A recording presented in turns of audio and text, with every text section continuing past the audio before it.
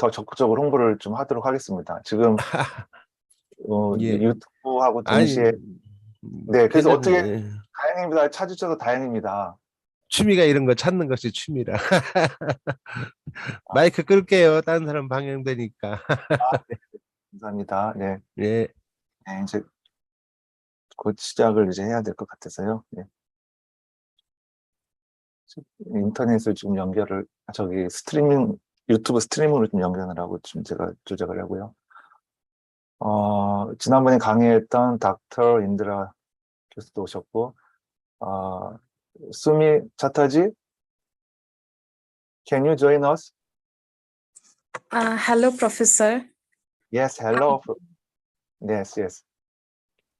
So, can you? Oh, wonderful. Oh, nice. I'm so happy to meet you again. Oh, I'm so much excited to learn and listen from your distinguished perspective. Thank you.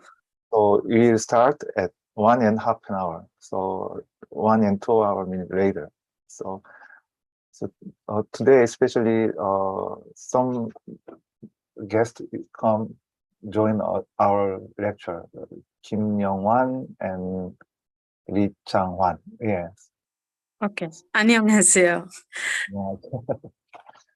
네, 오늘 수미 차타지 선생님은 네루 대학교에서 사회학을 공부하고 계십니다. 그래서 한국에 오신 지가 얼마 안 됐습니다. 그래서 한국의 첫 나들이고 또 이제 경험이신데 인도 사회에 대해서 오늘 우리한테 얘기를 해주는데 저한테는 굉장히 뜻깊고 아주 좋은 기회인 것 같습니다.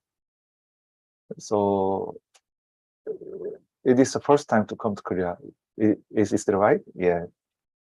So before start your lecture, so can you have some impression regarding Korean society, something like that? I think this is first, as a foreigner perspective, there's quite difference between India and Korea, isn't it? Yes. So whenever arrived in Korea, firstly, so what is the surprise and what is the distinguished feature regarding Korean society as a foreigner's perspective? First thing is, I noticed that in India, we have very much, this is men, this is woman, this men do, this men wear. So there is gender division. Oh, I see. And in Korea, maximum things are like unisex. So a woman and men can wear same color clothes. I mean, you know, and the shoes also I found is maximum like same looking unisex shoes. So that was very interesting. I see. 제가 이제 한국에 처음 오셔서 한 달도 채 안 되셨죠. 그래서 어렵게 코로나 때문에 어렵게 오셨는데 외국인으로서 한국이 어떻습니까? 물어보니까 유니섹스라는 그런 사회를 놀랬다. 인도는 남성과 여성에 대한 구분이 좀 확연하거든요. 그런데 이제 한국은 그렇지 않아서 좀 많이 놀랐다. 그런 얘기를 이제 합니다. Yes. Okay. So let us start your lecture. Right? Time is coming. Okay. 자, 그러면 지금 시간이 된 것 같았어요. 채팅에 이제 선생님도 소개하셨고요. 네, 안녕하십니까. 저는 동명대학교 인도문화연구소 책임연구원 이병진입니다. 우리가 이제 수요일에 만나는 인도인문학 시민강좌를 이제 오늘 3번째 열고 있습니다. 화면을 좀 보면서 소개를 드리면요.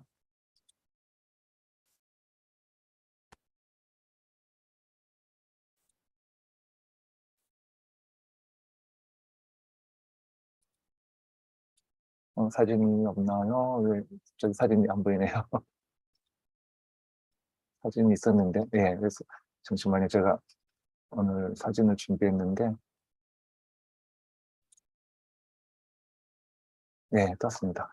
보이나요? 지금 제가 모니터링이 안 돼서 지금 화면이 어떻게 보이는지 좀 정리가 안 되는데, 그래서 이제 오늘은 이제 세 번째 시간 인도의 다양성과 통합을 주제로 시작을 합니다. Unity in Diversity India throughout the Socio-Cultural Lens 이 주제인데요. 이 주제를 이제 우리가 갖게 된 이유는 인도가 한국과는 좀 그 영토 부분, 인구 부분, 또 사회의 어떤 구성분이 굉장히 다릅니다. 그래서 인도를 이해하기 위해서는 이러한 인도의 그 사회가 어떤지 이해하지 않고서는 선뜻 인도 사람 이해하기가 조금 어려운 부분이 있습니다. 또 오해도 하고요. 또 인도에서는 당연하다는 것이 우리한테는 굉장히 어떤 갈등 요인이 되고, 반대로 우리한테 너무나 익숙한 것들이 인도에서는 굉장히 중요한 갈등 요인이 되고, 이러면서 여러 가지 문화적인 차이와 또 동일성이 있는데, 그럼에도 불구하고 인도와 한국에는 또 공유할 수 있는 그러한 부분이 있을 것 같습니다. 그래서 오늘은 사회학을 공부하고 계시는 수미 차타지 선생님을 통해서 인도의 다양성과 통합을 중심으로 이야기를 들어보겠습니다. 일단 선생님이 얘기하는 인도 사회는 어떤지 들어보고 그 다음에 또 우리 같이 대화를 나누면서 질문을 하도록 하겠습니다. 오케이. 그 시작에 앞서서 오늘 이제 지난 시간에 우리가 그 영어로 진행을 하다 보니까 중간중간에 제가 이렇게 번역을 이제 통역을 해드렸습니다. 근데 그게 이제 시간상 굉장히 많이 제약을 받았습니다. 그래서 오늘은 제가 이제 통역은 따로 이제 미리 그 발표문을 받아서 이제 한글로 정리를 했습니다. 그래서 그 정리된 텍스트를 보시면서 수미 선생님이 이제 영어로 이렇게 설명을 해주시면 아마 영어를 잘 이해하지 못하셔도 그렇게 어려운 영어가 아니기 때문에 한글로 소개되는 그 자막을 보면서 같이 그 강의 내용을 짚어갈 수 있을 거고요. 또 중간중간에 제가 필요한 부분에 대해서는 부연 설명을 통해서 시청하시는 분들께 어렵지 않도록 이렇게 접근을 하도록 하겠습니다. 그래서 이렇게 파워포인트를 2개를 띄워놓는, 한쪽은 영어, 한쪽은 한글로 진행할 예정입니다. Okay, so today we invite special scholars, Soumi Chatterjee. Chatterjee belongs to Nehru University as a researcher. He's doing PhD degree. So today his topic is Unity in India, India throughout the socio-cultural lens. So let me introduce Soumi Chatterjee. Okay. Thank you so much, Professor, for giving me this opportunity to present India in front of Korean population. So let me start. Shall I? Yes. Okay. Good afternoon, everyone. 안녕하세요. Today, I'm going to present Unity in Diversity, India through the sociocultural lenses. Next slide.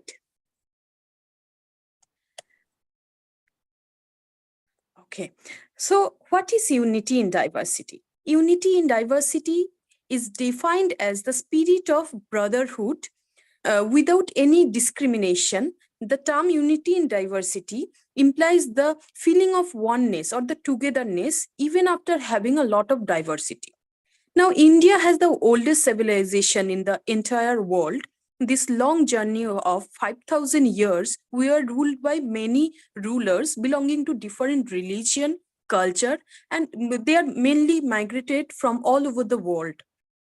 Due to this exchange of culture and practices, we can observe a lot of diversity in terms of location, geography, economy, caste, language, culture, attire, food, race, and migration in our country. However, despite of all these diversities, India remained united even after the dark hours, and faced all the crises with the united spirit. Next.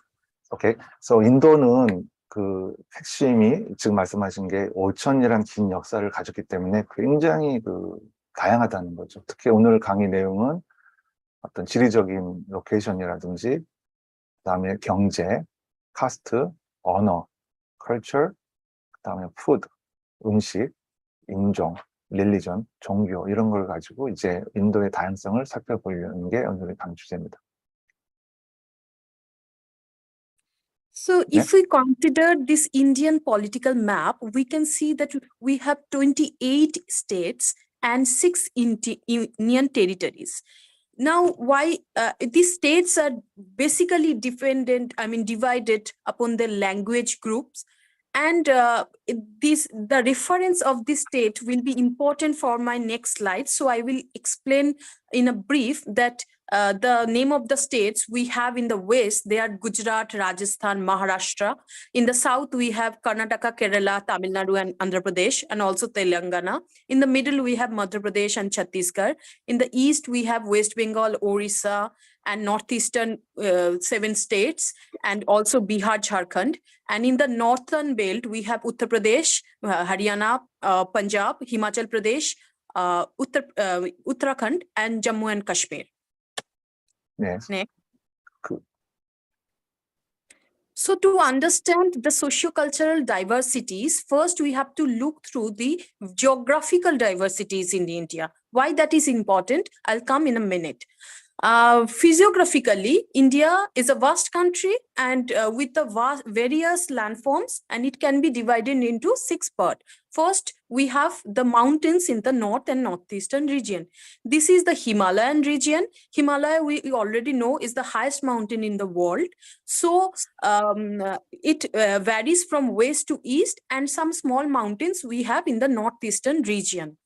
Then in the south of Himalaya, we have the northern plain. That is very fertile plain, and the rivers coming from the Himalaya feed this plain and make this region very rich in terms of alluvium or alluvial. This is very good area for the cultivation. And then south of that, we have the peninsular plateau that is divided into Central Highland and Deccan Plateau. This plateau is little bit in the drier side because there are a lot of drought can be found in this area. It's not as much as wet like the northern plain, because the northern plain receives enough rainfall.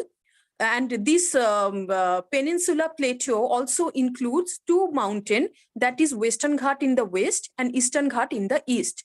Next slide. Okay, so let me have to the audience.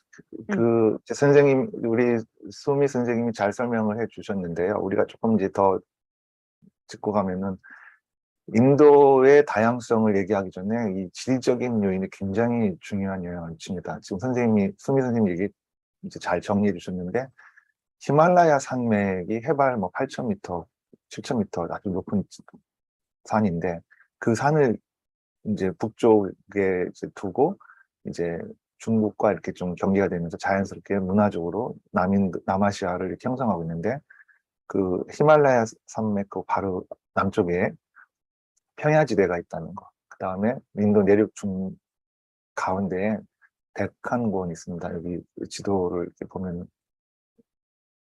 여기 보면은 이렇게 데칸권이 여기 이렇게 있고요. 그 다음에 이쪽 서쪽이 사막 지역이 있습니다. 그리고 여기 노스 이스트 인디아인데, 원래 이게 이제 버마 쪽이었는데 2차 세계대전 이후에 이제 영국이 이제 나가면서 자연스럽게 이제 인도로 편입되는 이런 그 지역이죠. 그래서 이렇게 인도는 지리적으로 상당히 그 독특하면서도 이 다양성을 배경이 되는 그런 특징을 갖고 있는 겁니다. 그래서 우리가 인도의 사회를 이해하기 전에 이 지리적인 거에 대해서 좀 충분히 이해하면은 훨씬 더 인도에 대한 사회 이해에 큰 도움이 되고 있습니다.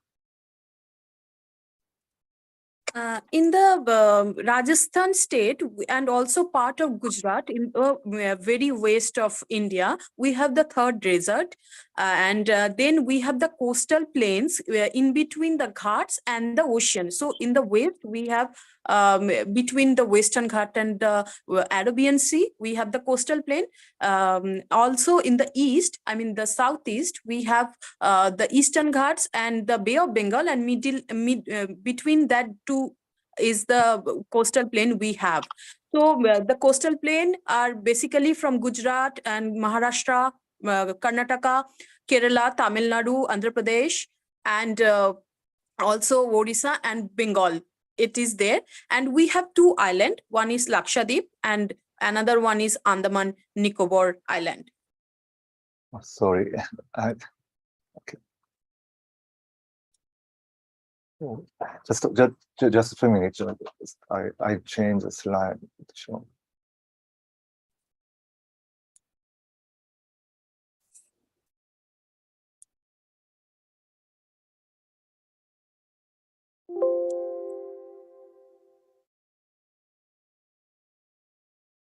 Okay, sorry. Okay. So I talked about the third desert and coastal plains and the island. Okay. Next. Okay. Yes. Okay. 이렇게 해서 이제 인도의 좀 지리적인 배경을 좀 살펴보았습니다. So along with the geographical location or geographical features, the climate and the rainfall, also the rivers plays major role to determine the socio-cultural diversity in India. Rivers, obviously, I already explained how the drainage system and the river has facilitated agriculture in the north. And determine the crop has been produced in the cultivable areas, and also this rivers is considered sacred by all Indians. So the pilgrims and the areas of worship the river has been the site of pilgrims and areas of worship for the whole India. Like we really respect, worship Ganga and also Yamuna and Saraswati rivers.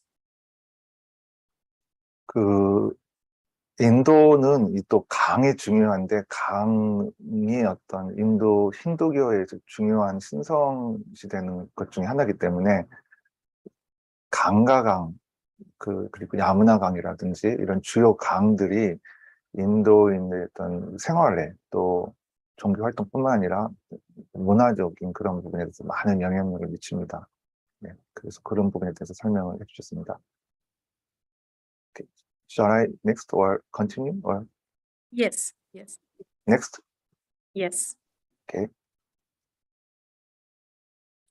So to end with the geographical diversity, I want to include that these areas are not restricted, but there is a free mobility of due to tourism and also supply of the raw material and also supply of the goods and services. So that's how the states stay together, or the geographical location, differential geographical locations stay together, that I will explain later. Now let's come to the social diversity.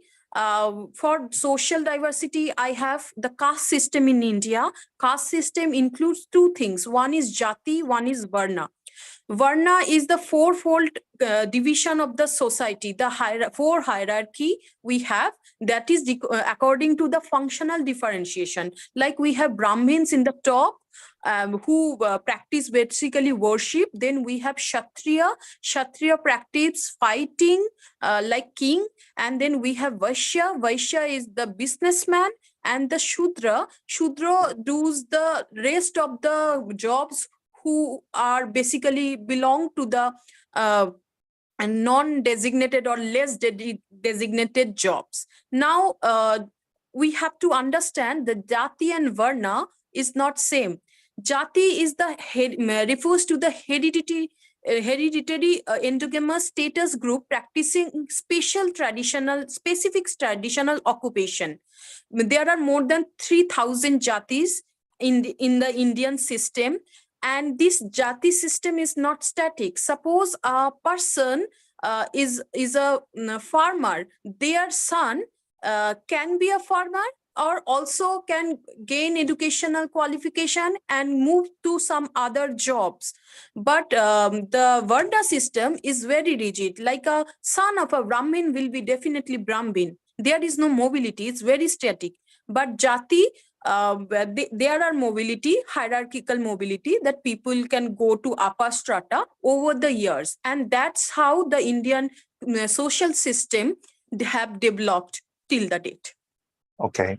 지금 I add your explanation. Okay. So as a Korean, caste system is very, very difficult to understand. especially there is a difference between Jati and Varna. Yes. 지금 이제 우리 그 수미 선생님이 설명을 해주셨는데요. 한국 분들이 이제 카스트 얘기하면은 우리가 이제 전통적으로 알고 있는 그 바르나를 얘기하는 겁니다. 브라만, 카샤트리아, 바이샤, 슈드라 이런 어떠한 것 이렇게 네 가지의 기능적인 분류를 이렇게 나누는 것을 이제 바르나 시스템인데 우리는 이걸 통상 이제 카스트라고 하는데 인도에서의 카스트는 이 바르나에 의해서 사회적인 기능에 의해서 이렇게 나누는 것도 있지만 그 공동체의 어떤 직업, 그 직업에 의해서 나뉘어지는 그 단위가 있습니다. 자띠가 있습니다.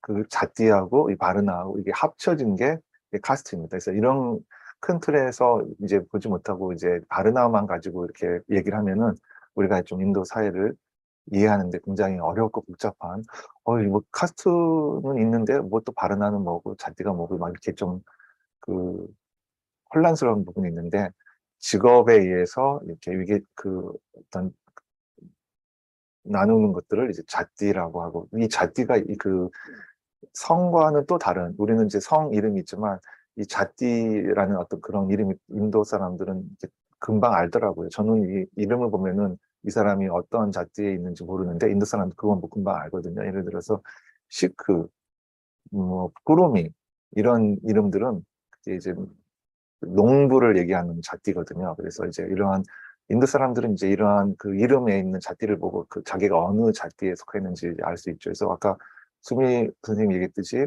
바르나는 굉장히 리지드하기 때문에, 약간 그 공고하기 때문에 이렇게 바뀌지가 않는데 그 이 자띠 시스템은 굉장히 그 바뀌면서 역동적이고 변화가 있다. 왜냐하면 예를 들어서 펀잡의 시크 자띠 그는 시크 자띠가 아니라 그 마담 스미스 what is the name of jati in Punjab farmer jati Punjab, I mean, Jati is not belong to any state. All the states have all kind of Jatis, more or less, and Varnas. In Punjab, if you are talking about Sikh, they are actually the religious group. yes Not no not Sikh. There is some I forget this. There is some we called it another name as a farmer. 오케이. 지금 제가 갑자기 생각을 하려니까 기억이 안 났는데 그 농부 what is the Jati's name farmer in Farmer India? is called Chasha. Jasha. Chasha. I mean, farming is who farmers called Chashi and the Jati called Chasha. 알겠습니다. 이건 제가 좀 더 확인을 해보고 어쨌든 이렇게 그 자띠가 이렇게 직업을 이렇게 부르는 그런 명칭이라는 거에 대해서 우리가 좀 더 이렇게 명확하게 이해할 필요가 있을 것 같습니다. 오케이, next. Next, for the cultural diversity, we have first the racial group or the ethnicity. So I already told that the present population in India is a conglomeration of people belong to all different racial groups from the different background and from all over the world. So we have many small ethnic groups, the mixture of the major ethnic groups, but I will try to focus here to make it brief to the main ethnic groups. I have 4 main ethnic groups here. First is the Negritos. They are basically from Africa. They have short structure, dark chocolate brown skin, woolly hair, broad flat nose, and slightly protruding jaws. They can be found in Andaman, in our island. Also, the part of Western Ghats, that is Nilgiri Hills, and also one of the state in Northeast India, that is Nagaland. We can find them there. Then we have Protosteroids.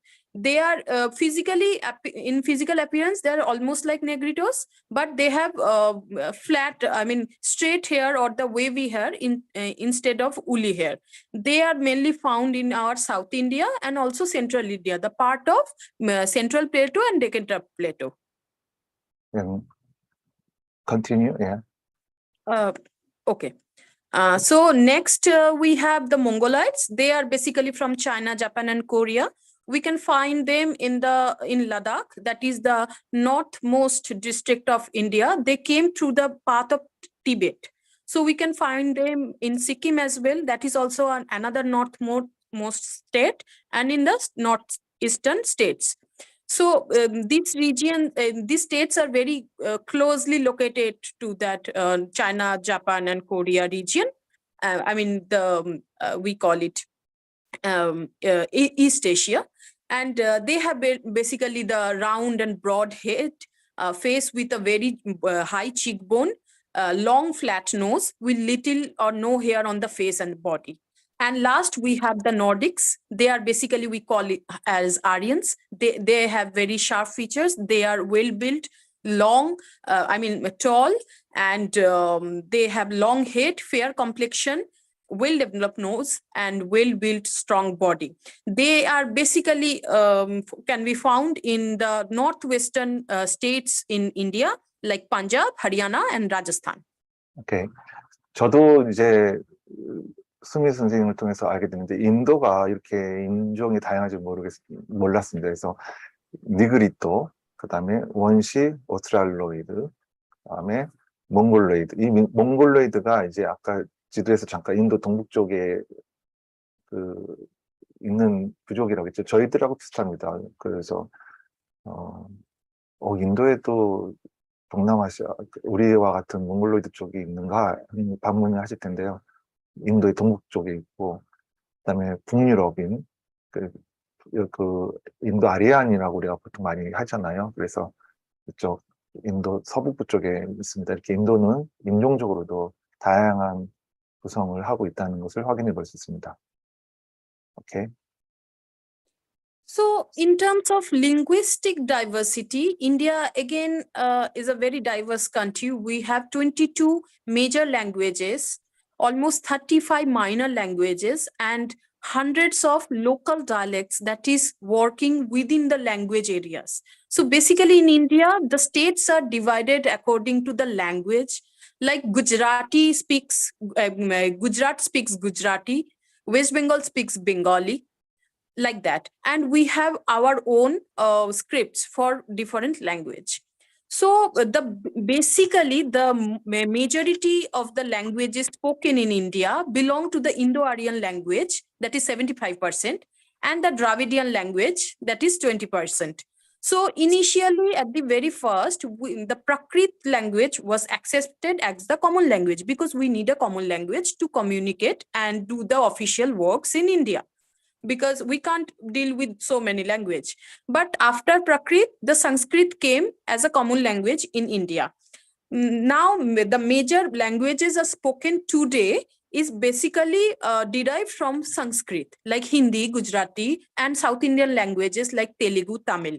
So after independence, the role has been carried over by Hindi. So now the official language is Hindi. We have also all the documents in Hindi and English, and the medium of studies in the schools run in each state is a state language and also English language. Like in Bengal, West Bengal, we have Bengali school and English school. In Maharashtra, there are Maratha school and English school, like that. 오케이. 언어를 보면 또 인도의 그 다양성을 우리가 확인해 볼 수 있는데요. 이렇게 지도로 지금 이렇게 우리 좀 설명을 드리면 이게 언어를 표현한 겁니다. 그 인도의 화폐를 보면 지방어가 다 이렇게 화폐에 써 있거든요. 16개인가 그렇게 돼 있고 다 다릅니다. 그래서 이런 언어의 다양성을 통해서 이게 하나의 국가라고 할 수 있을까? 우리가 이제 보통 이렇게 생각을 할 수 있을 만큼 언어가 전혀 다르거든요. 뭐 사투리 같은 그런 개념이 아니라 근본적으로 언어가 다르기 때문에 이렇게 언어로 보더라도 인도는 좀 다양하다 이런 것들을 확인할 수 있고요. 여기서 우리가 이렇게 큰 틀에서 보면은 산스크리트어가 우리는 이제 버머라고 많이 알려져 있죠. 이 버머에서 이제 파생돼서 나오는 그 힌디, 구자라트, 텔루구, 타밀어 이런 것들이 이제 지방으로 이제 발전이 됐고요. 오늘날에는 이제 국어가 없습니다. 그렇지만 지배적인 북인도에서는 이제 힌디가 그 이제 영향력을 많이 받고 있고요. 동쪽은 이제 벵갈리어, 남쪽은 타밀어, 서쪽은 구자라티, 마하라티 이런 언어들이 이제 좀 지배적인 언어로 통용되고 있지만 인도인들끼리는 이제 공식어는 또 영어로도 또 많이 또 소통을 합니다. 공문서도 다 영어로 진행이 되고요. 그래서 이런 그 언어로만 놓고 봐도 야 인도는 참 복잡하고 다양하구나 이렇게 단박에 이해할 수 있을 겁니다. Yes, thank you. So, in terms of just a minute. Oh, sorry. So, in terms of the other cultural diversity, we have religious groups. This religious group we got already introduced 2 weeks back in the lecture, that we have like Hindus, Muslim, Christians, Sikh, Buddhist, and Jains. Hindu being the majority, and all other religious group belong to the minority. Now, these religious groups have different pattern of worship. Their practices are different. Their marriages ceremonies are different. They have different kind of fairs and festivals. They have also different kind of foods and attire that I'll come later. So now, suppose in Hindu marriages, in Punjabis we have roka, but for Sindhis we have beranas. Again, for Muslims the marriage ceremony is called nikah. Now, from January to December, every month, we have lots of festivals belong to different religious groups. Suppose we have Makar Sankranti, Bashant Panchami, Holi, Ram Navami, Diwali, belong to Hindu. And also we have Eid and other Muharram from Muslim. And we have Gurpurab for Sikhs, and we have Christmas for Christians. Now, these festivals belong to different religious groups, but we all celebrate together. All the religious groups celebrate all the festivals. Suppose a Muslim can celebrate a Diwali and a Hindu can celebrate Eid, because they are included in the invitation list and they are also allowed to worship together. Like a Muslim people can also take part in the Durga Puja, that is world famous Hindu ritual. Hindu festival. Yeah. 네, 그 인도에 가면은 일단 지배적으로 이제 힌두교가 지배적이라고 생각을 할 수 있는데요. 가만히 들여다보면 꼭 힌두교만 있는 것이 아니라 다양한 종교가 있다는 거죠. 깜짝 놀랄 수 있죠. 대표적으로 불교를 예를 들 수 있지 않겠습니까? 불교는 인도에서 시작이 됐죠. 그런데 이제 인도에서 불교도가 그렇게 많지는 않고요. 여기서 0.75% 정도인데, 이슬람교, 놀라운 것은 인도가 힌두이즘이 지배적이라고 하지만 14세기, 이제 17세기부터 이제 무굴 제국이 이제 들어서면서 약 200년 이상을 이슬람 국가였죠. 그래서 그런 영향하에 또 이슬람도 많은 사람들이 있고요. 그 인도 전체 인구의 11.6%라고 하지만 이걸 갖다 인도 인구가 14억이라고 하니까 1억 4천만이 이슬람교라고 볼 수 있는 거죠. 대단한 인구수죠. 그래서 이러한 종교의 다양성을 이제 할 수 있고요. 또 우리 수미 선생님이 지금 얘기했던 것이 메리지, 결혼에 대해서 많이 또 강조를 하는데요. 여기서 보면은 또 이렇게 종교나 이렇게 종교적인 의례적인 걸 바탕으로 또 이렇게 혼례식의 어떤 그런 행식도 좀 다릅니다. 그래서 이러한 대표적인 이제 이야기를 했고요. 힌두교에서는 madam, how can I pronounce it? Panigrahan Sankara? That is one festival. That is Panigrahan is a part of marriage ceremony, that different things are done in marriage. It's not like not like Christian marriage, just one thing or two things. So we have many steps in the, this is one of the step, that is Pani Grahan is taking the water, feeding the water. So is it Hindu style marriage? Yeah. Okay. Part of one step. Okay. One state. Which state? Sorry. Hast Milaf. Yes, it's like joint two hands together. One is for the bride, one is for the groom. That is like doing this. 신랑 신부가 만나서 뭐 하는 그런 From 식이라고 the 합니다. 그리고 이제 이슬람식으로는 니카라고 하고 이렇게 하여튼간 그 종교에 따라서 예식하는 그런 방법이 다르다는 거. 그다음에 이제 축제가 이제 또 인도의 문화의 어떤 형성에 굉장히 많은 영향을 끼치고 있는데요. 디왈리, 그다음에 홀리 같은 경우는 아마 우리도 이렇게 영화나 또 이렇게 여러 가지 간헐적으로 인도 여행을 이제 하시는 분을 통해서 들어봤을 법합니다. 그래서 홀리는 이제 봄에 하는 축제고 디왈리는 이제 가을에 9월, 10월에 하는 그런 큰 축제입니다. 그래서 이렇게 크고 작은 축제들이 많이 있고요. 그래서 인도는 이러한 그 축제, 혼례, 이런 종교 이런 것들이 복합적으로 이렇게 일상생활과 연결되면서 하나의 어떤 문화를 형성하는, 그러니까 종교가 단지 의례적으로 뭐 어떤 신을 믿고 따르는 그런 것들이 아니라 종교적인 생활과 이 종교적인 어떤 사고방식에 의해서 혼례 문화, 또 그 종교적인 어떤 그런 스토리에서 전개되는 여러 가지 크고 작은 축제들, 이런 것들이 1년 내내 일상생활 이렇게 엮이고 이렇게 서로 이렇게 합쳐지고 또 이렇게 같이 상호작용을 하면서 인도 문화의 다양성을 형성하고 있습니다. 오케이. So with the migration, as the ethnicity and religion came, also the attire got included in India. Initially, the Indian attire includes the sari and the dhuti kurta, sari for women, dhuti kurta for men. But now we have lot of variations according to the states. Sari is worn in many states, but the pleating style is different from one state to another. So I will start from mekhla, that is kind of shawl, that is chadar.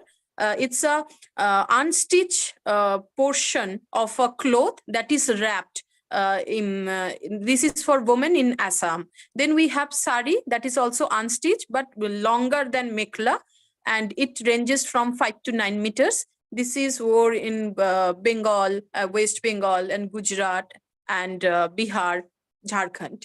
Then we have dhoti. Dhoti is men's traditional wear, that is hollow loose trouser. Then we have ghagra choli or lehenga choli for women, that is a combination of long skirt and a veil and a blouse. Then we have salwar kameez. Salwar is a bottom wear for women, and kameez is like kurta, the top wear for women. This we have. If you look at the picture, then we also have the turban, the headgear for Punjabi men, and we have also turban for Gujarati men. Now, these turbans are basically to avoid the scorching heat in that area. And the eastern and southern India, where the sari, dhoti, and lungi, they are basically to deal with the hot and humid climate in that region. Now, lungi is again, yes, that's right. One should be in the next slide. That is more helpful. So for lungi, it's like unstitched, again, piece of cloth that is wrapped, and this is the bottom wear for men. We have, then we have firan, like that is also kurta for women, but it's very loose. So that is where worn in Jammu and Kashmir, in the Himalayas region, where we can put the hot coal inside that firan to make us warm. And then we have kedia, that is traditional kurta, flowy kurta called angrakha for like top and paired with the dhoti in the bottom. That is for men in Gujarat. Then we have Pathani suit, that is a 3-pair garment comprising a waistcoat, kurta, and a salwar. That is that came from Afghanistan, and it is worn in the Muslim areas of Hyderabad and Jammu and Kashmir. Then we have Taranga, that is headgear worn by the Kashmiri woman. We have a short version of lehenga choli, that is a top and the skirt for the girls, I mean the kids in South India and West India, that is called the Pattu Pavadai. And we have Sharara, that is the kind of trouser used by the, I mean a mixture of trouser and ghagra, I mean the skirt that is used by the Muslim women all over India from Uttar Pradesh to, that is basically the festive wear for them. It has a dupatta, that is veil. It has also a kurta, that is kameez. Yes. 오케이. 지금 이제 옷에 대해서 설명을 주셨는데요. 제가 이제 설명을 하면서 좀 이해를 돕기 위해서 사진을 좀 보여드렸는데, 인도에 가보시면 이제 제일 많이 눈에 뜨는 게 이렇게 터번을 쓴 사람들이 많이 있습니다. 이 터번을 쓴 것은 모자가 아니고요. 이제 시크교도의 하나의 의례적인 표시인데, 이걸 터번이라고 하고, 인도에서 가장 보편적인 도티, 쿠트라, 그 다음에 깨디아, 이런 화려한 복장인데, 이거는 구자라트 지역에서 많이 있고요. 일반적인 도띠라고 하는 남성복이 있고, 또 남인도에 가면 이렇게 룩이라고 하는, 이게 치마인데, 남자들이 이렇게 입고 다닙니다. 그래서 남쪽 지역에서 이런 복장을 많이 하고 다니고, 여성들은 대표적으로 사리가 아주 대표적으로 이 사리가 이제 아마 영화나 또 이제 자료들을 통해서 많이 보셨을 겁니다. 이 사리가 인도의 그 아주 기본적인 이렇게 의복이라고 그럴까, 여성들이 많이 즐기고 있습니다. 촐리는 이제 조금 좀 화려한 행사나 어떤 이제 의식이 있을 때 입는 옷들이고요. 그 다음에 이제 주로 이제 번잡이라든지 이쪽 지역에 많이 있는데, 스왈라 가마자, right? Am I right? Salwar. 슬라와? Salwar. Yeah. 슬라와 Salwar 가마. kameez. So how can I read as, oh, sorry. Today my computer is some problem, so it's from time to time the PowerPoint is run away, so there is some problem. Please give me a 1 minute break. 자, 지금 갑자기 파워포인트가 나가서 다시 또 불러오기를 해야 되는데, 자꾸 이게 왜 이런 일이 벌어지는지 조금 It's called Salwar kameez. 잠깐만, 이거 좀 포인트를 좀.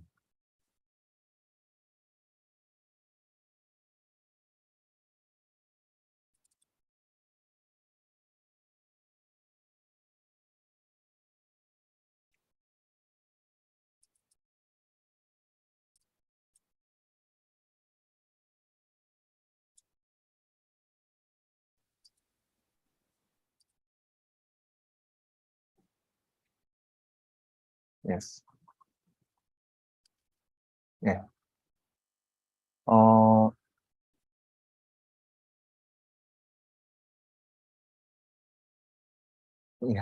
Right. 네, 됐습니다. 예, 죄송합니다. So sorry. 이렇게 해서 이제 인도의 그 의복, 의상, 그 옷을 중심으로 굉장히 이제 다양한 그 문화가 또 형성되고 있다, 이런 부분들을 이제 확인해 볼 수 있었습니다. 다음에 또 이제 요리인데요. 예, 오케이.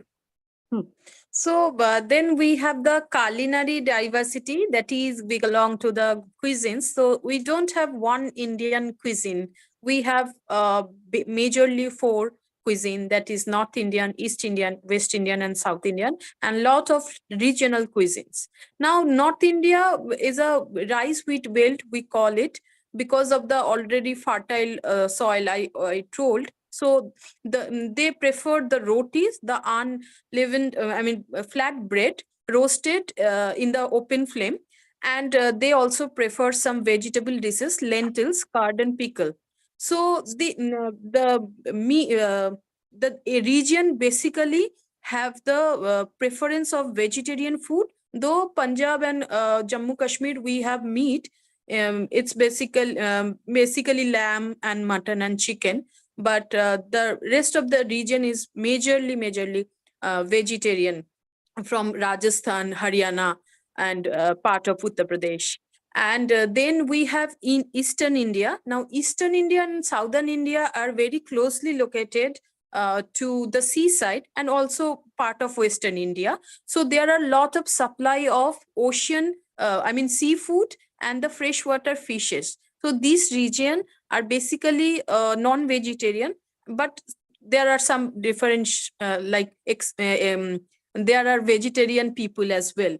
So Eastern India and Southern India prefer rice because it's a hot and humid area. Rice will be more perfect for them.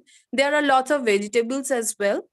And in the Western India, because it's a desert and semi-arid region, the climate is dry. So they cultivate the crops which require less water, and also they cook the food which require minimum water. So they use a lot of lentils in the region, and the vegetable is also very low. In southern India, other than fish and rice, we have some sambar, that is kind of lentil soup. And that is again depending upon the climatic situation of that region. Yes, thank you. 인도에 가보면 말이죠. 굉장히 먹을 게 너무 많습니다. 그래서 향신료도 많지만 그 요리한 방법이나 재료에 따라서 굉장히 음식들이 독특한데, 북인도, 동쪽, 서쪽, 남쪽 이렇게 우리 수미 선생님은 이제 네 지역으로 이제 해서 요리의 특성을 설명해 주셨습니다. 우리가 이제 인도 요리 하면 보통 이제 북인도 요리를 많이 하는데요. 남인도에 가면 우리랑 비슷하게 쌀이라든지 볶아서 하는 그런 기름진 음식들을 많이 먹습니다. 근데 이제 서쪽에 있는 사막 지역은 건조하다 보니까 물을 적게 써서 하는 아주 그런 그 독특한 굽거나 하는 이런 것들이 이제 많이 있고요. 동쪽은 이제 바닥을 많이 있고 또 그 채식주의자가 아니기 때문에 생선을 좀 많이 먹습니다. 그래서 이러한 이제 재료에 기반을 한 다양한 요리들이 또 인도의 다양성을 규정하는 하나의 요소로 작동하고 있습니다. 네. So there are a lot of diversities in terms of the singing, music, dance form, and other fairs and festivals. I'm not going into that. Broadly speaking, the kind of diversities, I want to end up here with saying that why the diversity is needed. Because this diversity, when existed through the migration, the Indian government and Indian people in the subcontinent has supported the differences. There is no force of, being it language, be it religion, there was never a force of just one language or one religion there should be. There was no conversion from Indian side. So now I will focus on the main reasons behind unity in diversity in India. How the unity is maintained in that diversity. So we have already seen the kind of diversity. So first point that is followed by whole India and each state. They have generalized scheme of three-tier government structure, and that maintain the uniformity in national government framework. This constitution guarantee the certain fundamental rights to all the citizens, regardless of their age, gender, class, caste, religion, language, be it anything. This Constitution of India gives all citizens the right and freedom to live their life with dignity and respect without interference as they like. The hierarchical system were widely known, but they differ from region to region. Hindus, therefore, appear not as a religion but as a single view of different practices, because initially in ancient India, Hindu was the major religion we used to practice, not as a religion but as a practices. But after migration, there were conversion to Muslims, and then in the medieval period and in the modern history, we can see that there were conversion of Christianity. But overall, Hindu remains the single view of different practices. Yes. So what is the meaning the single practice? Like the way of living. Wow, way How- of living. Kind of way of living, that is the one point we are together, we are united, even with the lot of differences. 오케이. 자, 이제 지금 마지막에 제가 질문하는 것들이 도대체 그러면은 뭐가 그 통일성이 있는 거냐 이렇게 했더니 way of life, 삶의 방식이 힌두적이기 때문에 그가 기독교인이건 무슬림이건 관계없이 그 자체가 그러한 이제 다양성을 포용한 그 자체가 그 어떤 힌두적인 삶의 어떤 방식이다. 그래서 그게 통일이다. 굉장히 아닌 것 같으면서 긴 것 같은 좀 아주 오문인 것 같은 현대 같은 이러한 이제 답을 주셨는데, 일단 내용을 좀 짚어보면 이렇게 이제 우리가 앞에서 이제 좀 서두에서 좀 길게 얘기를 했지만 지리적으로도 굉장히 방대하고 또 각 지역마다 지역의 독특한 특징이 있고 또 굉장히 다양한 인종이 세계에 걸치면서 이제 이렇게 이주해 오면서 또 독특한 어떤 그 민족 단위들을 형성하고 있고 또 언어도 다르고 이러다 보니까 이제 인도 또 옷도 다양하고 다 다르고 지역마다 또 먹는 음식도 다르고 이렇게 이제 인도가 이제 다양하다는 거죠. 그런데 이제 그러면 왜 인도는 이렇게 그러면 쪼개지지 않고 하나의 어떤 통일된 그런 것들을 지향하게 되고 왜 그렇게 하는 건가?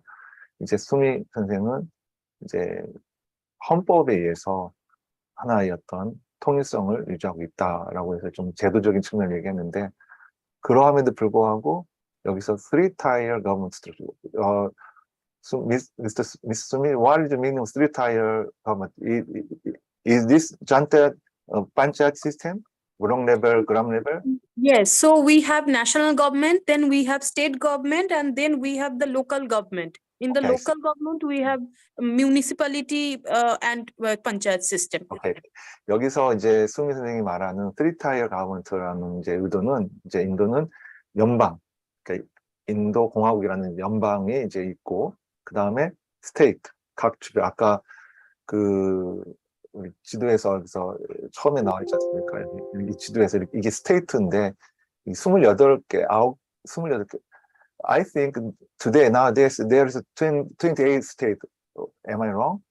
No, 28 state and 6 union territories. 오케이. 지금 지도가 좀 옛날 거라서 업데이트가 안 됐는데 지금 이제 현재 카시미르가 이제 이제 또 바뀌었죠. 그래서 하여튼 간 28개로 이제 돼 있고, 그래서 이렇게 이렇게 스테이트 지금 이제 주마다 이렇게 쭉 있는데 우타르프라데시만 하더라도 인구가 1억 명입니다. 그러니까 거의 뭐 말이 주지 거의 국가 수준이죠. 어쨌든 그 다음에 이제 로컬 레벨. There's three tiers. Union, state, then next. Panchayat for rural areas is panchayat, or for urban areas is municipality or corporation. 판차트 라지 시스템. 오케이. 이렇게 해서 또 이제 그 주에 또 이렇게 군으로 또 이렇게 나눠져 있습니다. 이 군 중심으로 이제 판차트 라지 시스템이 이제 이렇게 또 자치 행정이 이제 유지가 되고 있는데, 이렇게 해서 이제 인도는 이제 세 개의 층위로, 그러니까 이런 다양성 속에서 또 이제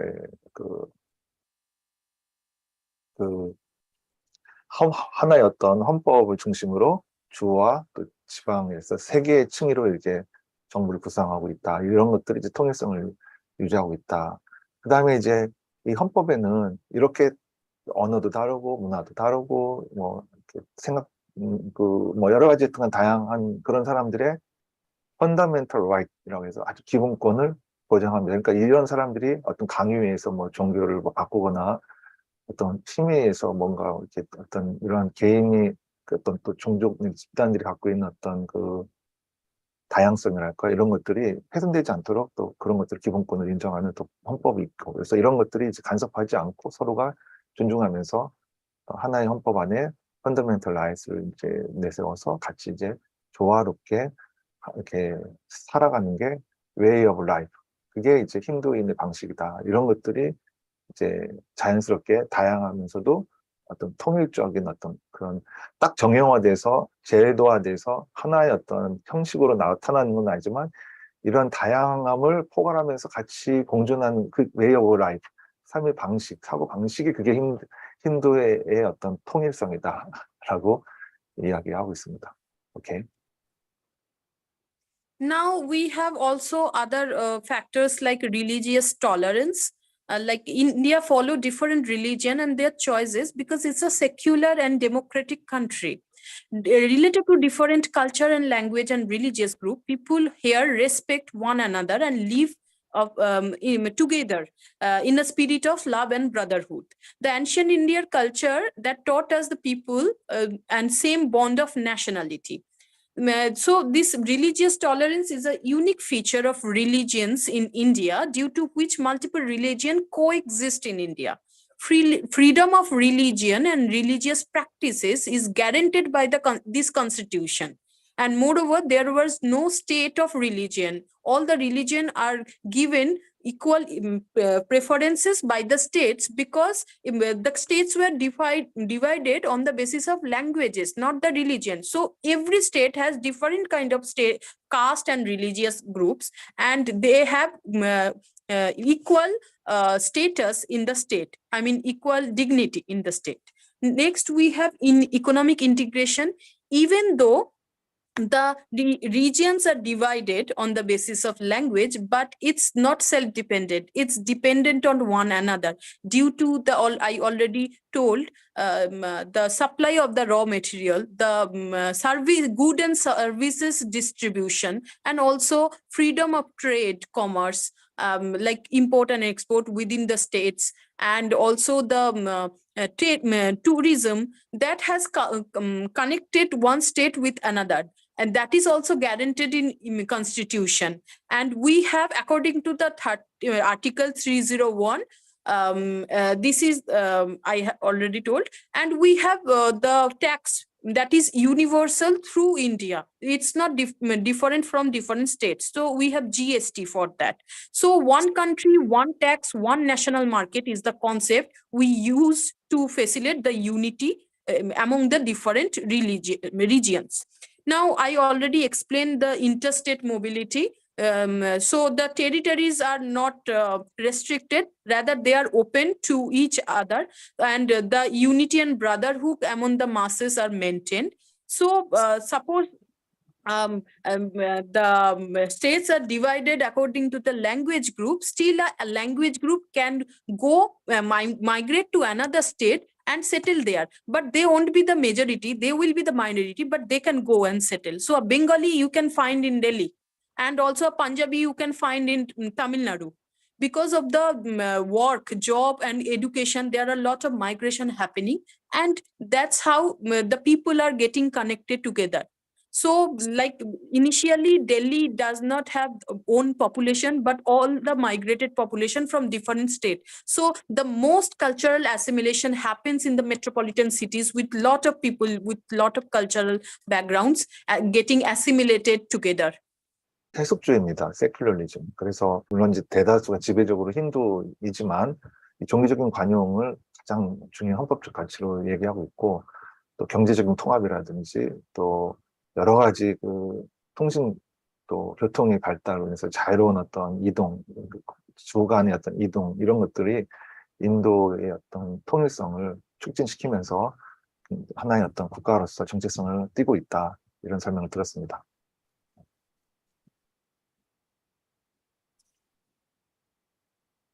Shall I start? Yes, yes. Okay. Okay. And we have some minor factors as well, like we have some region of pilgrims and religious practices people go to worship, people go there to worship their religion, and that is located across different states. It's not same. I mean, for Hindus, suppose we have Kedarnath and Badrinath in Uttarakhand, we had also Amarnath in Jammu and Kashmir, but and also Rameshwaram, and from in the east we have Jagannath Puri, and west we have Dwarka. So there are lots of worship places, and people move from one place to another for the religious shrine, and holy rivers are also worshipped, and they are spread across India. That's how the age-old culture of pilgrims are creating the geocultural unity among the people of India. We have also fair and festivals. I already explained that we all celebrate festivals from different religious group. It's not only Hindu will celebrate Diwali and Muslim will celebrate Eid, but also the vice versa.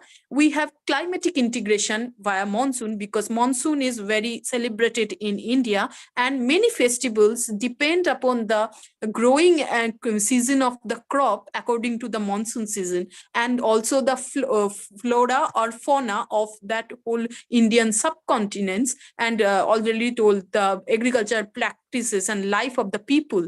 They are all I mean, roam around the monsoon season, and that is how they are celebrated, are getting integrated. And also we have some sports and cinema and other entertainment industries. They are also connecting people from all over the country. Like we have crickets, we all participate and cheer, like there are Muslim, Hindu, everyone. And also we have Bollywood industry in Bombay. We have South Indian industry, cinema industry. We have also industry in the West Bengal, that is Tollywood. So these things are connecting people together to celebrate each other together.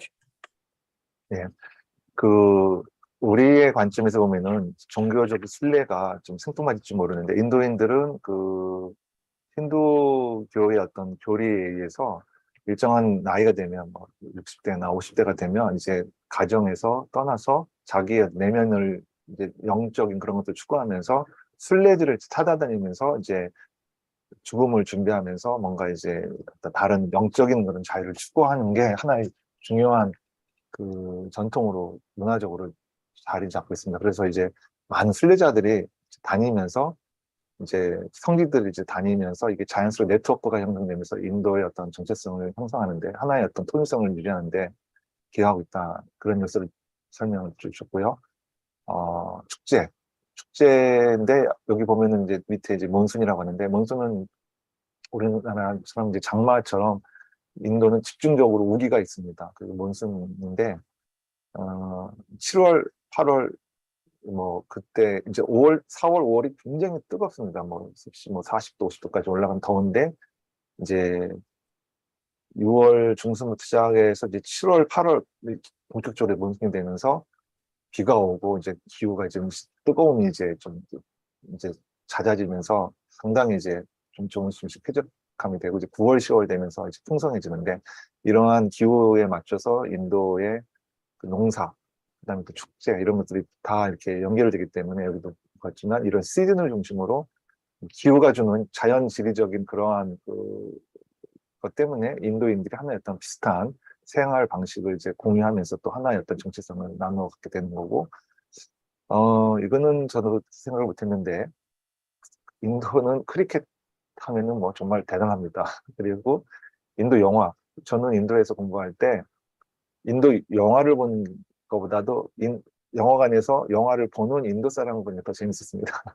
그 영화에 대해서 몰입을 해서 막 우리는 그냥 영화로 끝나는데 너무 몰입하다 보니까 막 그 영화관에 막 가서 막 낙당이 나오면 막 소리 지르고 야유를 하고, 막 뭐 또 영웅이 막 이렇게 승리하면 막 모자를 들어 올리면서 환호하고, 이런 것들이 우리 영화관의 어떤 모습하고 많이 달라서 참 재밌었는데, 이렇게 인도 사람들은 크리켓과 이 엄청나게 영화를 좋아합니다. 그래서 발리우드라고 할 만큼 인도에는 엄청난 많은 영화들이 나오고 있는데, 이러한 이제 요소들이 인도 사람들의 하나의 어떤 통일성을 만들어주는 그런 사회적 요인으로 우리 수미 선생님은 보고 있는 것 같습니다. Okay, shall we go to next? So I already explained how the unity is maintained within the diversity, but it's always not the reality. I mean, there is obviously the loopholes are there, there are gaps, and also the path of maintaining in unity in diversity in a huge country like India is not easy. Rather, it follow a roller coaster path. So what are the problems we face to maintain the unity in diversity? Suppose, first of all, is the interreligious conflict that is nowadays in forefront of any newspaper. That is what happens. So basically, the problem is between the Hindu and Muslim. Other religious identities are minorities, and they are more or less is peaceful. So the biggest challenge nowadays India follows have is religious enmity. So interreligion conflicts not only hamper the relationship between two communities by spreading fear and mistrust, but also hinder the secular fabric of the country. Some selfish people try to disturb the harmony in the name of religion and get some political gain. That from that I will come to the next point, that is the kind, not only the religious conflict but also the divisive politics. Like sometimes some identities like caste and religion are evoked by the politician in order to gain vote. Now this can result into some violence, feeling of mistrust and suspicion among the minorities. Now, we have also witnessed some of the religious riots in various parts of the country nowadays, and they are mainly undertaken to fulfill their own agenda by the political parties and create disturbance in the society.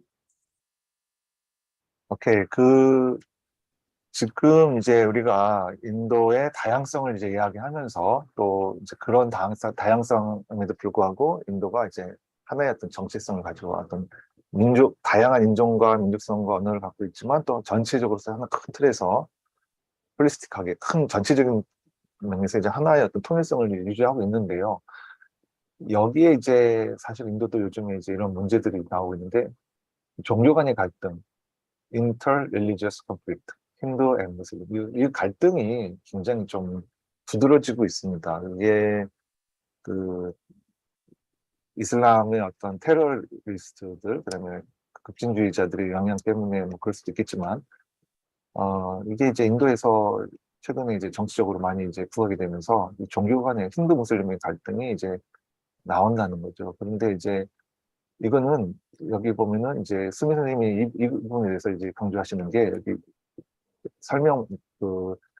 한글로 번역된 말에도 이제 또 여기 준비한 텍스트에서도 나와 있지만 이기적인 어떤 정치적 이득, 이것이 힌두 종교 간의 갈등이라고 보는 거죠. 그래서 politicalism, 그래서 이 정치적인 것들을 때문에 이러한 종교 간의 갈등이 나오는 거지. 이게 인도가 사회적으로 갖고 있는 어떤 문화적 정책을 갖고 있는 어떤 관용적이고 통합적인 이런 것에 기인한 건 아니다. 정치적인 이유에서 이제 이런 문제들을 짚고 있고요.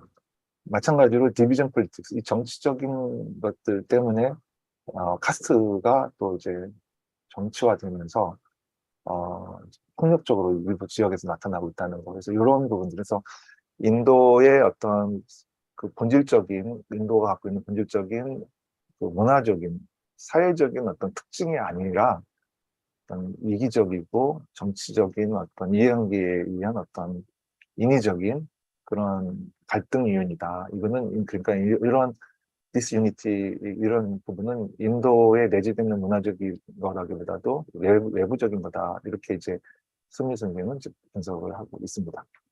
Okay, this is very, very important point. Okay, so yeah. Next, I will come from that point to the terrorism, where we have faced this terrorism and such atrocity in India as well. Sometimes some external group of terrorists and extremists also try to hamper the peace in the country and incite violence. Many times India has faced that. And that has also directed to the show a feeling of separation. Like J&K, Jammu and Kashmir, many a times they have applied for the separation from India to be another country. That is directed to the next point, which we have the geographical isolation. Now we have already seen that Northeast India is little bit far away from the mainland India, that is connected by only Siliguri corridor, that is Siliguri Expressway highway, and that is separated by the country of Bangladesh. So this region, there is a lesser flow of the capital from the central government than the mainland India. So that has led to the low inadequate infrastructure, more backward economically as compared to the rest of the country. So that has provoked the demands for the separation of from India to be a separate country. And this we have witnessed this kind of several instances of separatism and cross-border terrorism, among others.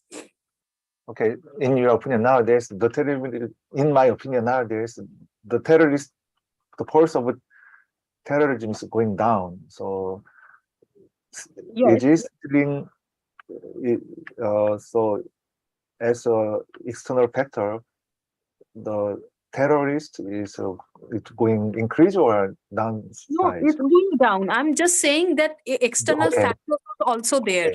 Okay, I see. 네.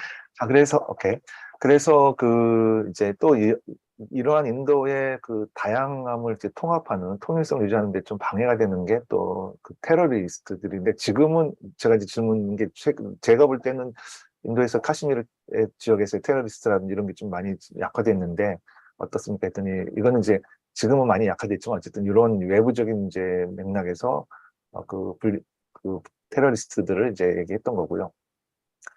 그다음에 이제 우리 수미 선생이 얘기한 것 중에 Geographical Isolation인데, 이게 지금 인도에서 상당히 중요한 문제입니다. 이게 발전과 관련된 문제인데, 인도 지도를 보면은 여기에 보면은 그 이쪽 요 지도를 보면은 여기 지금 North East India라고 이렇게 분홍색이 돼 있죠. 여기도 이제 히말라야 산맥이 쭉 돼 있는데, 요쪽이 델리가 여기 수도가 여기에 있습니다. 그래서 거리적으로 많이 떨어져 있죠. 그러다 보니까 이 그 불균형, 이 발전이 그 속도나 이 폭이 굉장히 낙후되어 있기 때문에 이 지역 불균형에 따른 어떤 불만과 갈등이 크다는 거죠.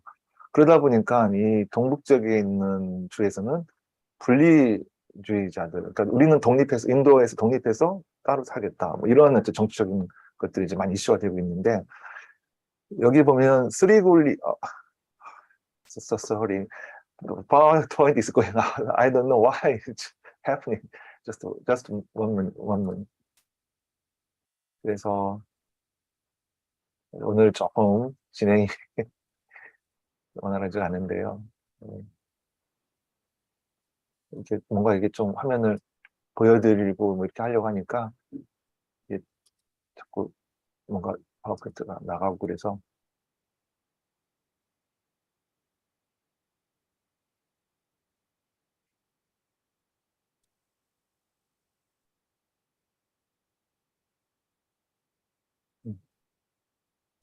코리안 버전.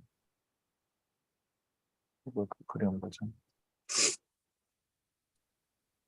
죄송합니다. 지금 이게 자꾸 파워포인트가 슬라이드 쇼를 하고 있는데 갑자기 툭 나와가지고 지금 진행이 좀, 지도를 보면서 이제 아까 얘기하다가 나갔는데, 어쨌든 여기에 보면은 그 방글라데시하고 부탄하고 인도하고 그 연결되어 있는 그 골목이 있습니다. 그 볼몬이 실리구리라고 요 지역이 그러니까 아주 굉장히 좁은 지역이 있는데, 그것만 딱 차단하면은 방글라데시하고 부탄 사이에 껴가지고 이제 이쪽 동북 지역이 분리가 되는 이러한 이제 아주 민감한 그런 지역이 있는데, 이렇게 이제 인도가 또 넓기도 하죠. 그러다 보니까 이러한 조금 뭐 지리적인 특징 때문이라도 인도가 이제 분리주의 운동을 하고 있는 경우도 있고 60년대, 70년대만 해도 이제 언어 가지고 뭐 사실은 이것뿐만 아니라 펀잡도 그렇고 또 드라비안 남아시아 아까 그 인도 남쪽 지역에서의 드라비안 쪽이 또 이제 분리주의 운동도 있었고 또 그 하이데라바드라고 해서 지금 그 지역이 갑자기 여기 오리샤 그 다음에 안드라프라데시 짜티스그라 이런 또 정글 지역도 있고요. 그래서 이런 지역들이 또 이제 분리주의 운동가 하고 뭐 이러면서 좀 인도가 내부적으로 정치적으로 좀 분리주의 운동이 좀 60년대, 70년대 상당히 좀 강했습니다. 그래서 이런 요인들이 이제 인도의 그 어떤 그 통합을 좀 이제 어렵게 하는 그런 측면이 있다. 그래서 그런 부분을 이제 좀 살펴보았습니다. Okay, shall we go to next? Yes. From the previous point, we can bring to the next point that there is a feeling of regionalism. So one state is fighting with another in terms of everything, like from trade, from territory, capital city, language, flag, everything. So it adversely impact the national integration. Law and order situation is hampered due to regional demands and ensuing agitation. It affects the trade and communication between the two states.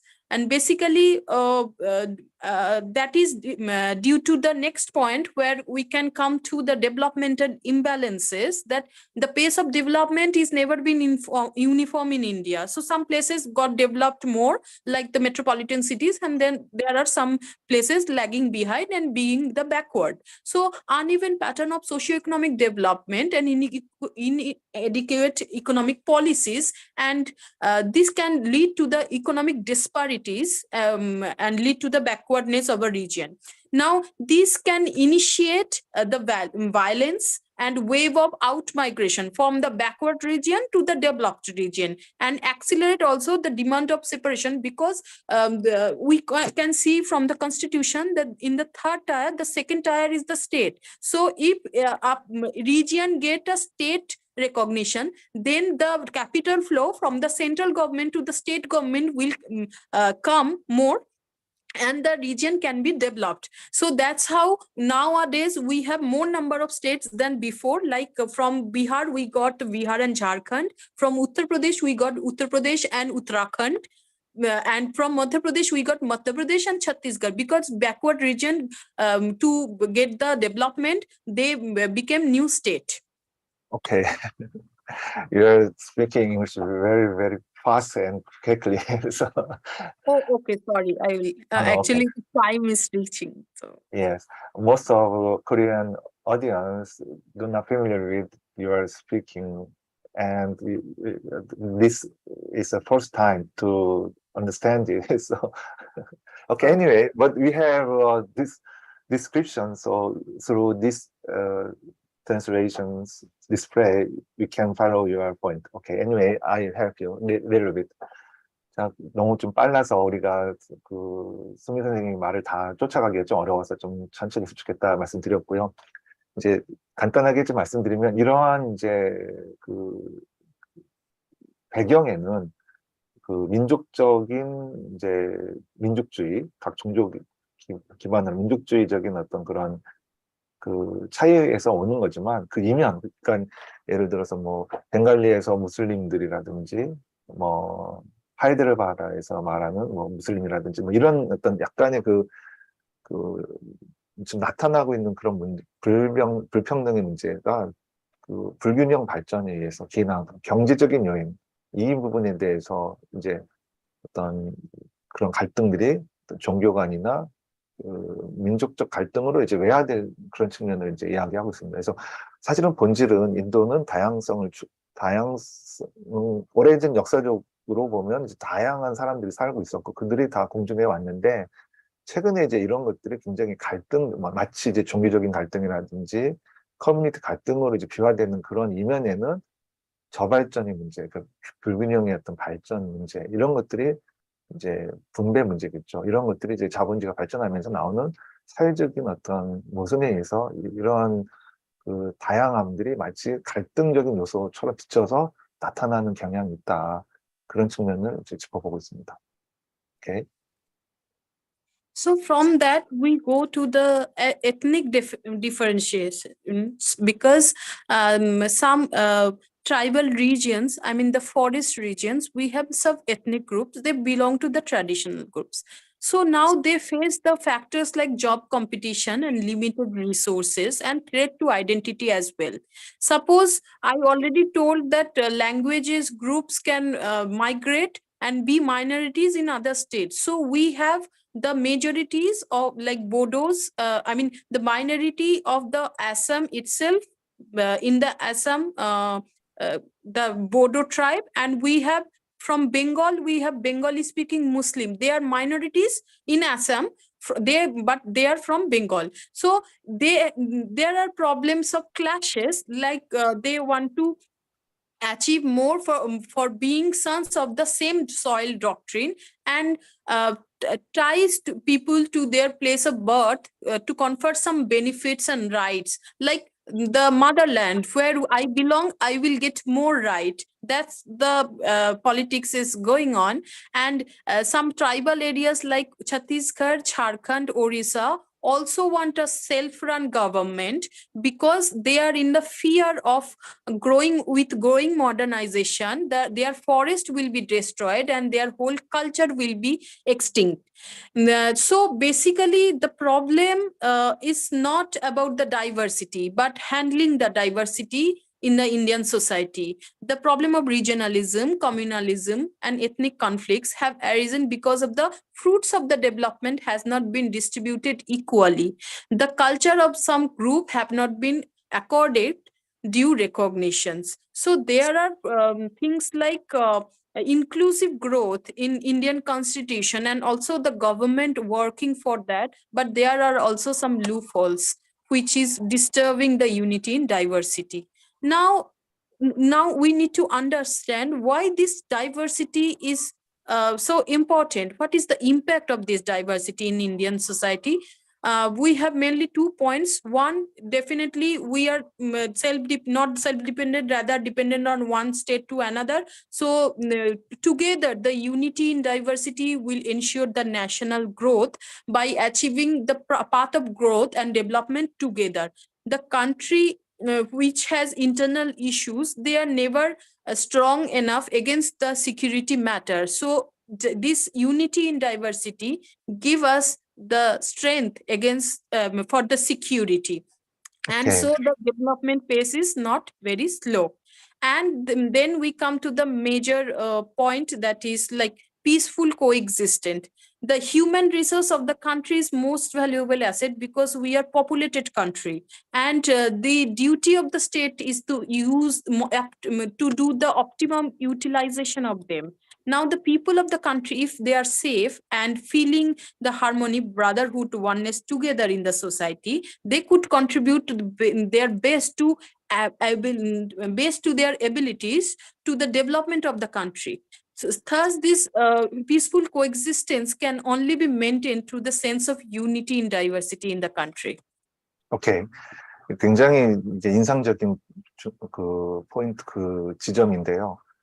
이렇게 인도가 다양한데도 불구하고 여러 가지 이제 정치적인 이유, 또 경제적인 어떤 불평등 문제 때문에 이런 다양함이 굉장히 갈등적 요소로 이제 나타나고 있으니까, 그러면 뭐 이런 것들을 좀 해결화시켜서 단일화한 그런 쪽으로 가면 좋지 않겠는가라고 했지만, 이 사회학자인 수미 선생님의 관점에서는 그렇지 않다는 거죠. 인도가 갖고 있는 이 다양성이 오히려 그 국가의 발전에 도움이 되고, 또 이러한 다양한 존재들이 서로 공존하면서 평화를 만들어가는 그 자체가 굉장히 인도 사회가 갖고 있는 장점이라고 보는 거죠. 그래서 이러한 peaceful coexistence, 평화롭게 상호 존재하는 이 지점이야말로 인도의 다양성을 주는 엄청난 힘이고, 이게 국가의 발전의 그 자산이다.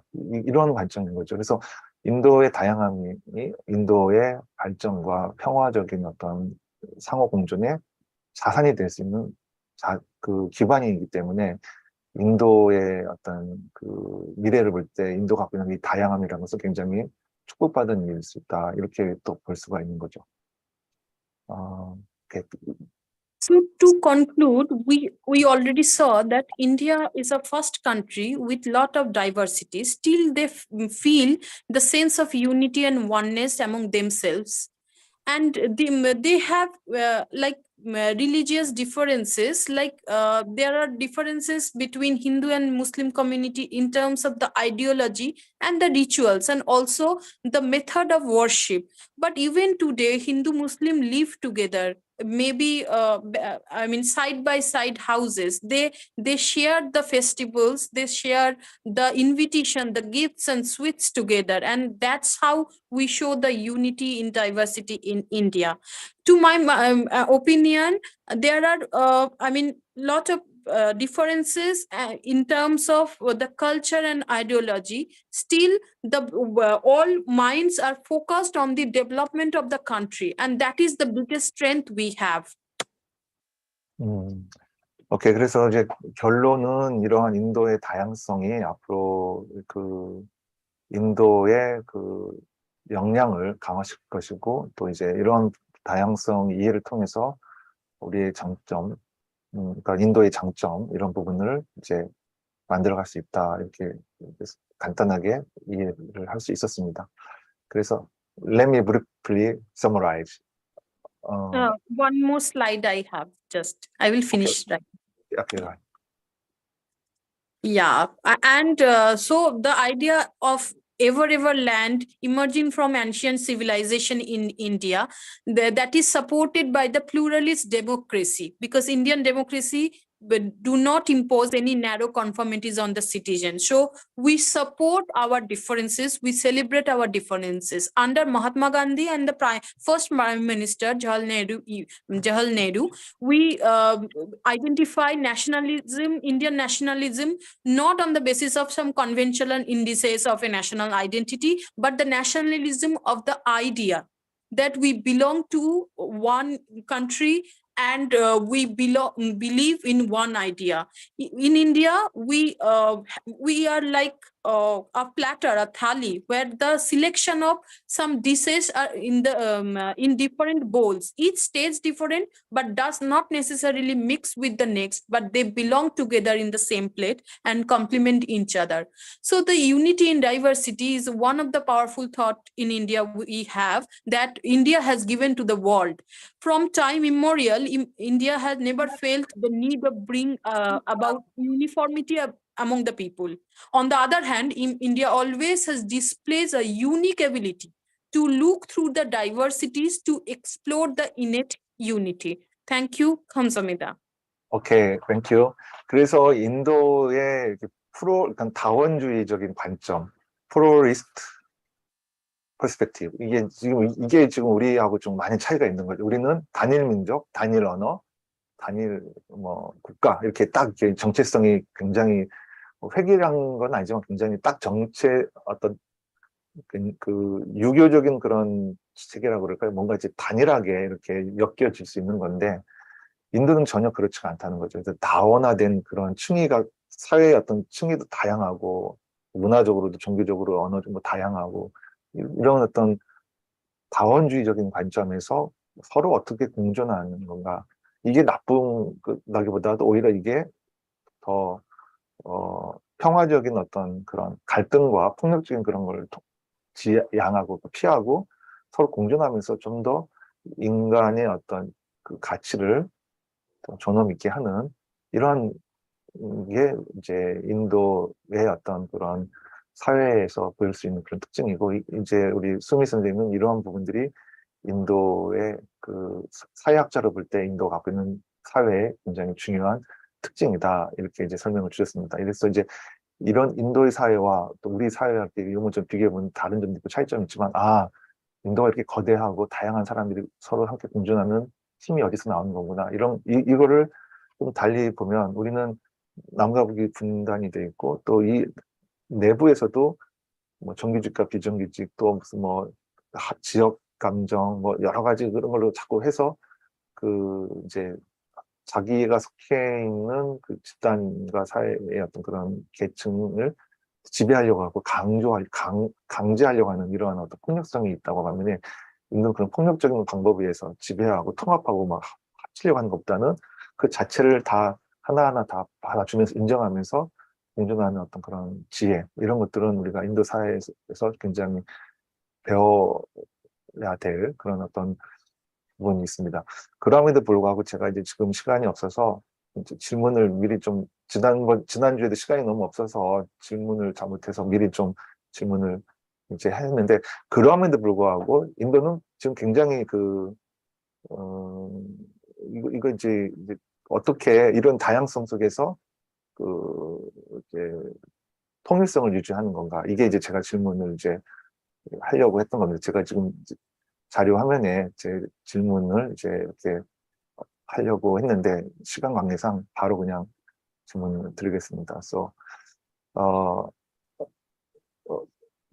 Ms. Soumi, so how can India feel the unified identity of being India in this diversity? India has a huge country. There's so many diversity, so it is very difficult to make unified as one union. But how they can achieve that unity as a social scientist perspective? Yeah. In India, we already know that it's a diverse and vast country. So for any government, it's very tough to make the harmony and maintain the harmony. Previously, you had mentioned only Indian constitution, but without constitution as a sociologist, not political perspective. So I want to get another opinion from you. Yeah. So without I think constitution, maybe constitution is important, but I think there is some another important factor, some social factor. I think from the very first, we already saw that there is no newcomers. We already saw there are too many diversity we are born with. We all from our birth we saw the diversity, and we saw everybody to celebrate the diversity, respect the diversity. So it's our new normal, maybe rules that we have to have that lifestyle, way of living together. That is the way of life. That is Hindu's way of life. I mean, we all know that we have differences, different kind of opinion and everything, but we all celebrate and support each other because our mind focused on one thing, that is Indian development of the whole country. 이게 사역자를 볼 때도 이게 단지 헌법이 그렇게 통합해서 하는 것이 아니라 왜 올라? 그러니까 인도인의 삶 자체가 태어날 때부터 굉장히 다양함을 보고 자연스럽게 그걸 받아들이고 하다 보니까 그런 다양성 속에서 공존하는 게 하나의 어떤 자연스러운 일이로 보고 그렇게 또 편안하게 받아들이는 그런 문화적인 차이가 있는 것 같습니다. So second question, 제가 이제 또 두 번째 질문은 이제 자본주의가 이제 발전하면서 굉장히 이제 변하고 있어요, 인도 사회가. 그래서 이 점에 대해서는 또 어떻게 생각하는지 이제 질문을 이제 드려보려고 하는데요. As you know, nowadays Indian economic system is going up very, very quickly. So there are three methods what changed in society. So, as a sociologist, what do you think the change of the Indian society nowadays? You had mentioned there's so many diversity, but does it give a positive impact or negative impact? So India is a mixture of modernization and tradition. Because of IT and telecommunication and TV, their way of thinking would change. They more fond with westernized. So there's conflict. There is some conflict between Indians' way of life and Indians' some social change. Not really, because in India we are already used to support others' diversities. So we have our traditions, and we are getting modernized from the West with the open heart. So there are acceptance of the modernization, as well as we are valuing, because from ancient India, I already told that Hindu is not only a religion but a way of life. So from ancient India, the traditions are within us. So we Yes. practice our tradition. Is a mixture of tradition and modernization together. Then we respect both in a parallel line. For Maybe example, in Korea, yeah, for example, in Korea, as economically developed very, very fast and big, most of the young generation denied the traditional value of the society. They did not respect elder so much. So they are going to selfish and individual. So in this way, Korean society, there's a huge gap between young generation and old generation. So I'm just asking that point. Is there no conflict, social conflict between new and younger generation?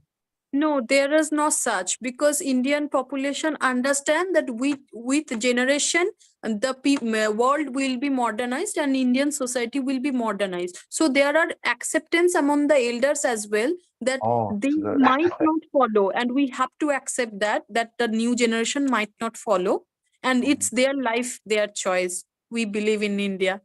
오케이. Yeah. 이런 인도의 젊은 층들은 이제 이런 그 어떤 가치관의 변화라기보다도 그런 발전과 변화를 받아들이면서 또 전통적인 가치관을 좀 이렇게 같이 조화롭게 하는 그런 과정이라고 하네요. Okay, last. So there is inequality. So 갈등 이제 그 이제 과정에서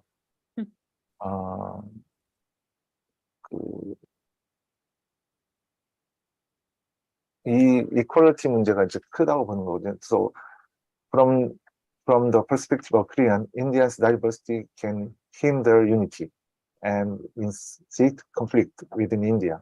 So what about the real Indian society? No, in the society, actually, three problems exist. One is, I already explained about the religious problem, Hindu-Muslim debate, and we have caste problem, like the hierarchy with because I mean, it's getting diluted in the cities, but it's pretty much there in the remote villages. And over the period, because the government is applying the inclusive growth and equity over equality to pull off the backward people and make all the people equal almost but there are lot to go, because it is not developed yet. So we are facing the caste problem till the date. Maybe the intensity varies from region to region, but still exists. And the third main problem is like regionalism, the fight between one state to another or one region to another to get developed and get the recognition. So in Indian society, we deal with these three. Maybe the intensity is getting down, but still exist in the society. Yes. So we are working on it. So it try to overcome that matter in India. 예, 그래서 인도도 이제 이러한 다양성이 그런 갈등을 부추긴 측면이 있고 좀 뭐 그 자위대 그 자경단 비질리언티얼리즘이라든지 그 다음에 아까 종교간 갈등 이런 것들이 좀 나오고 있다고는 얘기를 하고 있습니다. 그래서 인도도 이제 이런 문제들을 좀 극복해야 되는데 이런 것들이 인도의 기본적인 근본적인 가치라기보다는 다른 측면이 있기 때문에 인도는 이제 좀 그런 것들을 그 고민하면서 또 풀어갈 여지가 있다. 뭐 이렇게 얘기를 했습니다. 오늘도 시간이 5분이나 지났습니다. 그래서 시간 때문에 통역을 안 하고 이제 그 화면을 통해서 진행을 하려고 했음에도 불구하고 시간이 너무 짧아서 좀 너무 또 죄송하다는 말씀을 드리고요. 혹시 그 질문하고 계신 분 계실까요? 오늘 이창한 선생님이 제일 먼저 오셨고, 그 다음에 김영환 선생님도 오셨고요. 예, 정종리 선생님도 오셨고, 그런데 줌 사용자분이 누군지 모르겠지만 또 오셨고요. 선옥님, 또 고마우님, 감사합니다. We are sorry for that. There is no time, even though we try to summarize to presentation. We don't have enough time today. So sorry, failed to finish within on time. I'm so sorry that. Forgive. 자, 그래서 다시 한번 그 사후가 말씀드리고요. 다음 주에는 이제 그러니까 다음 주에는 네 번째 강좌로 인도 델리 대학교의 그 만주 아그라왈 교수님께서 인도 법체계 이해 그 도전과 과제를 중심으로 또 설명을 해주시겠습니다. 오늘 긴 시간 참여해 주신 여러분께 감사드리고요. 네, 정정미 선생님 그 문자로 감사하다고 주셔서 감사합니다. 오늘 이렇게 인도 사회 의무점을 설명해 주신 수미 차트라지 선생님께 감사합니다. Thank you so much. Okay. Thank you for me. Thank you so much to you it's my great honor to be part of your lecture series. 예. 오늘 이렇게 as a Korean, this is a very rare case to understand Indian society, such as Diff enter to understand it. So this is very distinguished lecture for us. Thank you so much. 자, 그럼 이것으로 세 번째 인도의 다양성과 통합을 중심으로 한 강의를 마치고 우리는 다음 주에 인도 법체계의 이해 그 도전과 과제로 찾아뵙겠습니다. 다음 주에도 같이 함께 해주시길 부탁드리고 다시 만나겠습니다. 날씨가 더워지고 있습니다. 건강하게 잘 지내십시오. 오케이, thank you. 나마스테. 바이. 자, 그럼 이것으로 세 번째 수요일에 만나는 인도인문학 강좌를 모두 마치겠습니다. 감사합니다. 감사합니다. Thank you.